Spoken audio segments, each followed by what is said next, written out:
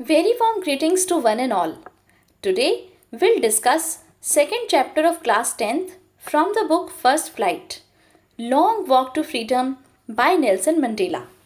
Actually ये chapter Nelson Mandela की autobiography long walk to freedom में से लिया गया एक एक्सट्रैक्ट है. Now what is an autobiography? Autobiography is the life story of a person written by the person himself. तो इस चैप्टर में नेल्सन मंडेला अपनी लाइफ, अपने जीवन के बारे में बता रहे हैं. अब आप ये सोच रहे होंगे कि ये नेल्सन मंडेला कौन है. तो इस प्रश्न के उत्तर के लिए हमें थोड़ा हिस्ट्री में जाना पड़ेगा. आज से लगभग 300 से 400 साल पहले के साउथ अफ्रीका के लिए सोचना होगा.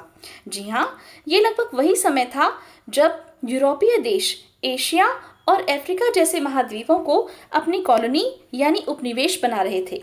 जैसे कि उन्होंने भारत को भी अपनी कॉलोनी बना रखा था, ठीक उसी प्रकार ब्रिटेन ने साउथ अफ्रीका को भी 17वीं सेंचुरी में अपनी कॉलोनी बना लिया था.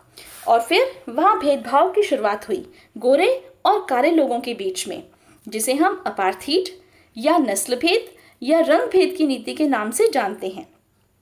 White skinned people or the Britishers enjoyed all the political, social and economic rights, whereas dark skinned people or the South African people were deprived of all these rights. यहाँ Nelson Mandela 20वीं शताब्दी में एक बहुत ही महान नेता के रूप में उभरकर सामने आए, जिन्होंने साउथ अफ्रीका को ब्रिटिशर्स के रूल से मुक्ति दिलाकर साउथ अफ्रीका को हमेशा के लिए अपार्थीड यानी रंग भेद की नीति से आज़ाद करा दिया. और फिर 10 मई 1994 को वे साउथ अफ्रीका के फर्स्ट ब्लैक प्रेसिडेंट बने. प्रेजेंट चैप्टर में हम पढ़ेंगे उस दिन के बारे में जब नेल्सन मंडेला ने प्रेसिडेंट के रूप में शपथ ली और उनके विचारों के बारे में जो वो महसूस करते हैं साउथ अफ्रीका में लोकतंत्र की जीत से पहले और बाद में. But before we start the chapter, let's take a quick look at the difficult words and their meanings which will come across the chapter. Don't, begin or start off. Pleasantly, happily. Besieged, to be surrounded by. Dignitaries, persons considered to be important because of high rank or office. Sandstone, sedimentary rock consisting of sand or quartz grains cemented together. Amphitheater, an open air theater or a theater without a roof. Supremacy, the state or condition of being superior to all others in authority, power or status. अब इस chapter की explanatory video में I'll try my best to cover up all the important points and questions as mentioned in the textbook. So let's start the chapter. Chapter की शुरुआत होती है एक date से, 10 मई 1994. ये वो दिन है जब नेल्सन मंडेला और उनकी पार्टी अफ्रीकन नेशनल कांग्रेस, जिसे हम शॉर्ट में ANC भी कहते हैं, को साउथ अफ्रीका में पहली बार हुए डेमोक्रेटिक इलेक्शंस में जीत हासिल हुई और उन्हें 400 में से 252 वोट्स मिले. और आज यानी कि 10 मई को नेल्सन मंडेला ऑथ यानी शपथ लेने जा रहे हैं साउथ अफ्रीका के फर्स्ट ब्लैक प्रेसिडेंट के रूप में. This inauguration ceremony of the newly elected South African Republic government took place in the lovely sandstone amphitheater formed by the Union Buildings in Pretoria. ये डेट 10 मई 1994 और ये place Pretoria का sandstone amphitheatre formed by the union buildings, दोनों ही बहुत important हैं. Mandela इस दिन को लवली ऑटम डे कहते हैं क्योंकि साउथ अफ्रीका हमारी अर्थ के सदर्न हेमिस्फीयर में है और वहाँ मार्च टू मई ऑटम का सीज़न होता है. तो उस दिन नेल्सन मंडेला अपनी डॉटर जिनानी के साथ प्रेसिडेंटशिप की ऑथ लेने के लिए पहुँचते हैं. उनसे पहले मिस्टर डी क्लर्क ने सेकंड डिप्टी प्रेसिडेंट और थाबो म्बेकी ने फर्स्ट डिप्टी प्रेसिडेंट की शपथ ली. और फिर नेल्सन मंडेला ने शपथ ली साउथ अफ्रीका के फर्स्ट ब्लैक प्रेसिडेंट के रूप में कि वे कॉन्स्टिट्यूशन को ओबे करेंगे और रिपब्लिक नेशन व इसके लोगों की वेलबींग यानी कि उनकी भलाई के लिए सदा काम करेंगे. फिर वो अपने एड्रेस यानी संबोधन में न्यू बॉर्न लिबर्टी के प्रति सम्मान बनाने की बात कहते हैं और साथ ही एक एक्स्ट्रा ऑर्डिनरी ह्यूमन डिजास्टर का जिक्र करते हैं जो बहुत लंबे समय तक साउथ अफ्रीका में हो रहा था। ये एक्स्ट्रा ऑर्डिनरी ह्यूमन डिजास्टर और कुछ नहीं बल्कि वही अपार्थीड यानी कि नस्ल भेद की नीति है जिसका मैंने पहले जिक्र किया था। फिर मंडेला वहाँ उस समारोह में विश्व भर से आए 140 इंटरनेशनल लीडर्स को थैंक्स करते हैं। वे कहते हैं कि ये जीत सभी के लिए एक कॉमन विक्ट्री है और वो अफ्रीका के लिए कुछ आइडियल्स इस्टेब्लिश करते हैं कि वे साउथ अफ्रीका के लोगों को पॉवर्टी यानी गरीबी, डिप्राइवेशन यानी किसी चीज़ से वंचित रखना, सफरिंग यानी पीड़ा दुख, जेंडर एंड अदर डिस्क्रिमिनेशन यानी लिंग भेद और दूसरे भेदभावों से मुक्ति दिलाएंगे। वो अपनी स्पीच में कहते हैं, never never and never again shall it be that this beautiful land will again experience the oppression of one by another. The sun shall never set on so glorious a human achievement. Let freedom reign. God bless Africa. ऐसा कभी नहीं और कभी नहीं होगा कि Africa की ये जो सुंदर धरती है किसी और देश के द्वारा नियंत्रित की जाएगी। इसकी ग्लोरी यानी वैभव का सूर्य कभी अस्त नहीं होगा। स्वतंत्रता हमेशा बनी रहेगी। God bless Africa. अब मंडेला और वहाँ उपस्थित सभी लोग ऊपर आकाश में उड़ते साउथ अफ्रीकन जेट्स, हेलीकॉप्टर्स और ट्रूप कैरियर्स की ओर देखते हैं जो कि उनके देश की आन बान और शान का प्रतीक हैं। फिर मिलिट्री के जनरल्स मंडेला को सलामी देते हैं। मंडेला महसूस करते हैं कि ये मिलिट्री जनरल्स आज तो मुझे सैल्यूट कर रहे हैं, लेकिन यदि आज साउथ अफ्रीका में लोकतंत्र की जीत ना होती तो ये मुझे अरेस्ट कर रहे होते। और अब नेशनल एंथम्स बजाए जाते हैं। नेशनल एंथम्स यानी कि राष्ट्रगान। यहाँ एक नहीं बल्कि 2 नेशनल एंथम्स बजाए जाते हैं, one of the whites and second of the black. तो गोरे और काले लोगों के लिए अलग अलग 2 नेशनल एंथम्स बजाए जाते हैं। ये बात अपने आप में बहुत महत्व रखती है। मंडेला कहते हैं कि चाहे दोनों ग्रुप्स के लोगों को एक दूसरे के लिरिक्स यानी कि शब्द समझ में नहीं आ रहे थे, लेकिन जल्दी ही उन्हें ये याद हो जाएंगे। One more thing is important here behind the fact that by 2 national anthems were played, and that is कि अब साउथ अफ्रीका में गोरे और काले लोगों को इक्वल राइट्स मिलेंगे। Therefore, 2 national anthems were played.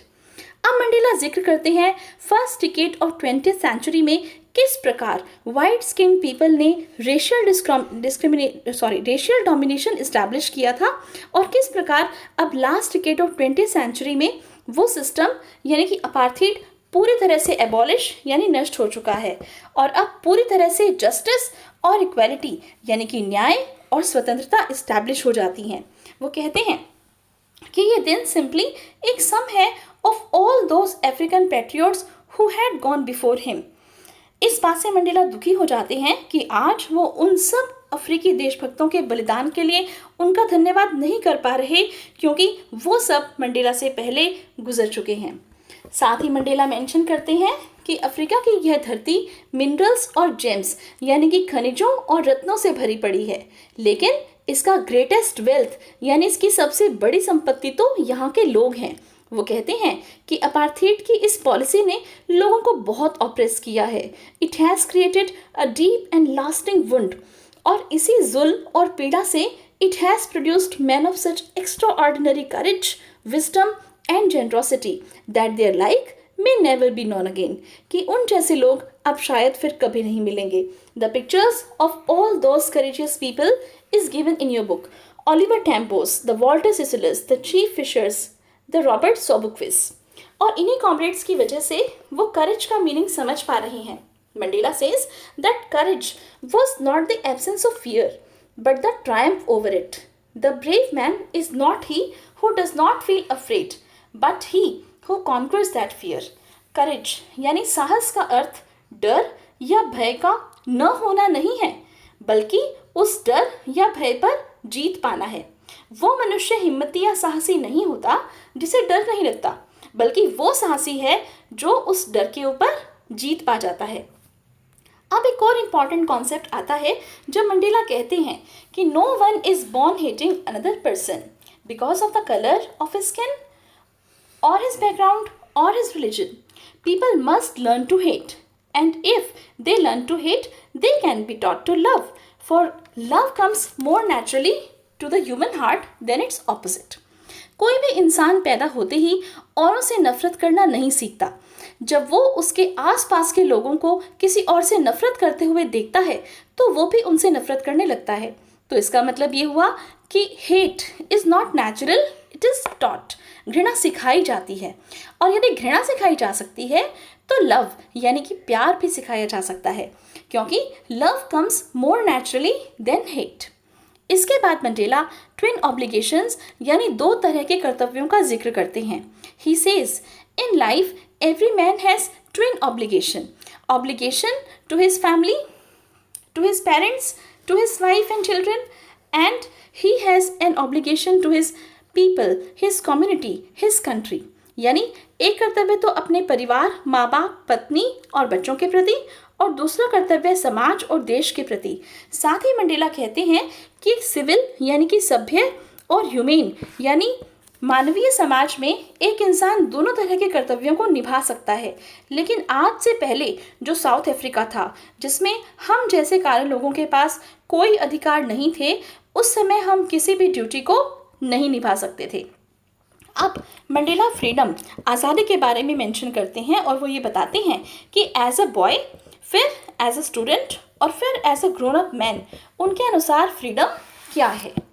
As a boy वो ये सोचते थे कि वो आज़ाद हैं, कि वो अपनी मदर की हट से फील्ड्स तक दौड़कर जा सकते हैं, गांव में कहीं भी घूम सकते हैं, जो रूल्स उनके पिता या भगवान ने बनाए हैं उनका पालन करते हुए खुद को आज़ाद समझते थे। लेकिन फिर उनको ये लगा कि उनकी जो बॉयहुड की फ्रीडम है वो तो जस्ट एक इल्यूजन यानी कि भ्रम है, क्योंकि जब वो यंग हुए तब उन्हें महसूस हुआ कि उनकी फ्रीडम तो उनसे छीनी जा रही थी। पहले तो एक स्टूडेंट के रूप में वो कुछ आज़ादी चाहते थे। कैसी आज़ादी? Of being able to stay out at night, read what he pleased and go where he chose. ये सब ट्रांजिटरी यानी कि अस्थायी स्वतंत्रता थी। लेकिन बाद में जोहान्सबर्ग में he started craving for the basic and honourable freedoms of marrying, of achieving his potential, of earning his keep, the freedom not to be obstructed in a lawful life. और फिर जब उन्होंने देखा कि ये आज़ादी तो उनके ब्रदर्स और सिस्टर्स को भी नहीं है, तो उन्होंने अफ्रीकन नेशनल कांग्रेस ज्वाइन कर ली, क्योंकि अब तक वो समझ चुके थे कि इन बेसिक फ्रीडम्स को पाने के लिए अपार्थीड को ख़त्म करना होगा, ताकि उन सबको भी समान अधिकार मिल पाए। लेकिन इस संघर्ष के चलते अब मंडेला एक लॉ अबाइडिंग अटॉर्नी से एक क्रिमिनल बन गए, जिसने उन्हें एक फैमिली लविंग हस्बैंड से अ मैन विदाउट होम बना दिया। वो कहते हैं कि freedom is indivisible, the chains on anyone of my people were the chains on all of them, the chains on all of my people were the chains on me.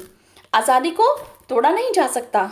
मेरे लोगों में से किसी एक के ऊपर पड़ी हुई जंजीरें उन सब पर पड़ी हुई जंजीरें थी, मेरे सब लोगों पर पड़ी हुई जंजीरें मुझ पर पड़ी हुई जंजीरें थी।